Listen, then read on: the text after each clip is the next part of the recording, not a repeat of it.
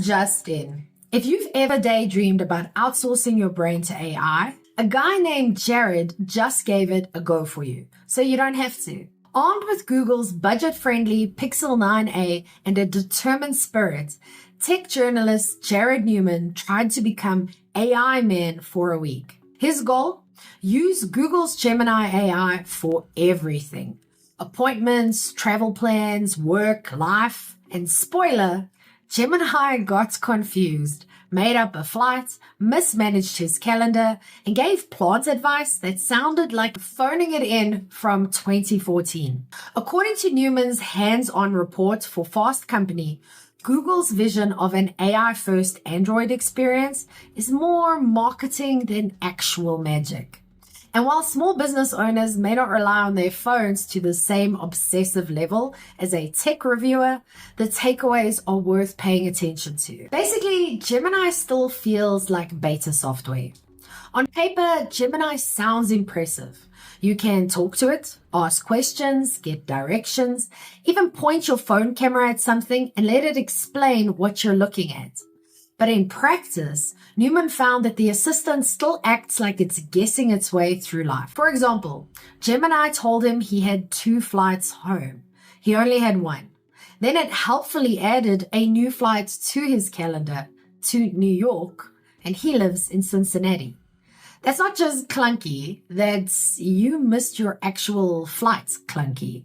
For small business owners who manage their lives through synced calendars, shared apps, and voice-to-text tasks, those kinds of errors aren't quirky, they're costly. The budget phone also doesn't get the good stuff.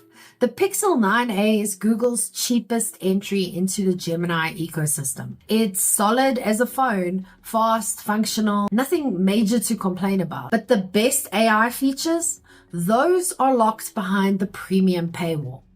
You don't get transcript summaries, you don't get phone call recaps, you don't get app support that would actually make Gemini useful for day-to-day work. Instead, you get a voice assistant that sort of listens, kind of understands, and sometimes invents travel plans that don't exist. The most used feature was the spam filter.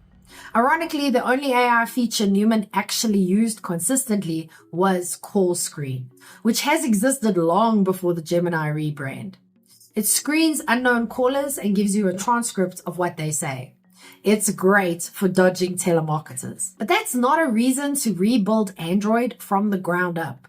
That's just a good filter. So, should small business owners care? Yes, but not because Gemini is ready for prime time. This experiment shows where AI is still falling short. Reliability, context, and real-world usefulness.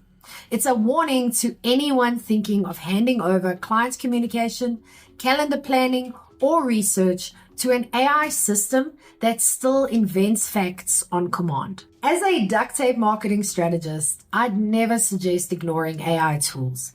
They can save time. They can help you show up more consistently. But if the tool breaks the trust you've built with clients, it's not helping. That's why every AI tool should support your message, not confuse it. You need a message that makes sense, even if the AI doesn't.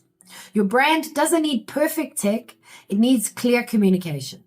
If you're testing AI tools with your business, start with a message so solid that even a distracted voice assistant can't mess it up. That's where my 5-minute marketing fix comes in. It helps you write one clear sentence that connects with your audience, whether you're using Gemini or just your own voice. You can download it for free in the description below or go to strategicmarketingtribe.com/fix. But what about you? What's the weirdest thing an AI tool has ever gotten totally wrong in your business? I'll go first. SurferAI once very confidently gave me a detailed guide to the 3 best golf courses on the island of Malta. There's only one. Okay, your turn. What's your craziest story? Let me know in the comments. I'm Vicky Sidler from the Strategic Marketing Tribe, and I post helpful news updates for small businesses every day.